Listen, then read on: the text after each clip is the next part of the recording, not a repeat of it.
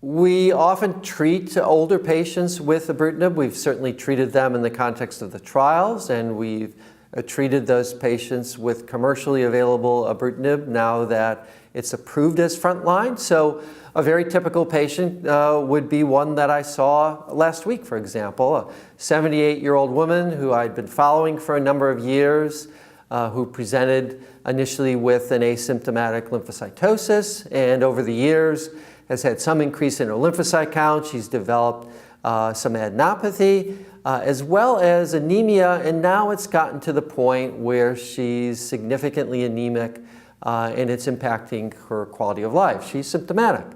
So she really meets the standard need for treatment. And of course, she's 78. She made it very clear that she's not interested in losing her hair. And she also didn't like the idea of chemotherapy. So it's a good example of really looking at your individual patient and then deciding what your goal is. What do you want to accomplish when you're choosing a treatment in that particular patient? So it's not just a one-size-fits-all. It's not that I treat everyone with this regimen as initial treatment. You always look at your options and then make a decision. And so for her, it was rather easy. We have an oral therapy. It's approved. It's well tolerated. We know it's going to work. So we can use that option and really reassure the patient that not only are we going to see a response, not only is she going to feel better because we're effectively treating the disease, but she's likely to tolerate it very well. In an academic center, we're often referred younger patients, of course, so not perhaps your typical older patient, but somebody who's quite young for their disease. I've actually seen patients as young as in their 20s, believe it or not. But a more typical patient might be somebody in their late 50s who's diagnosed and often doesn't need treatment initially, but eventually will come to treatment, and they're still young. Of course, people can have significant comorbidities. In the trials, that's measured by what we call the cumulative illness rating score, the CIRS score, which I'm not a big believer in. It's pretty easy to determine whether somebody's truly fit for a chemoimmunotherapy regimen or not.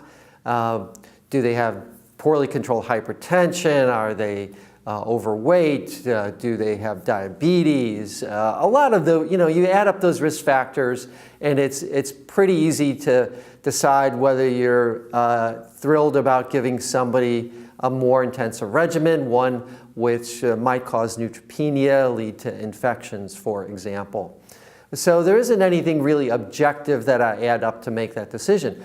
The other factor that can play a role here too is renal function. So a lot of our standard drugs are renally cleared, and so those with chronic kidney disease, one has to be particularly careful about giving some of our chemotherapy drugs to, because they'd be more prone to myelosuppression and therefore more prone to infections. So for a younger, unfit patient, a drug like ibrutinib would be a very good option as well, from focusing on the tolerability, the safety aspect. So you're confident that you're going to be able to deliver the therapy in that patient without having to interrupt because of complications, and therefore you're confident you're going to get the full therapeutic benefit. So of course, in the trials, including the RESONATE-2 trial, we weren't treating patients under 65, but since it's commercially available and in other trials that are ongoing, we have done that. So for example, a large national trial, patients under the age of 70, FCR versus ibrutinib plus rituximab. That trial has accrued over 500 patients. It's fully accrued. We've treated patients on that trial, so we'll wait and see what that shows. CLL, as you remember, is a disease of older patients for the most part. The average patient is over 70 at diagnosis. The average patient doesn't need treatment initially, so of course the average patient is well into their 70s before they start any treatment. Certainly the use of stem cell transplant is largely off the table there. But we have younger patients, and so the issue of transplant often comes up in these patients. Should they be transplanted after their initial therapy? Are there certain subgroups like the deletion 17p where we should consider that? And I think it remains an open question.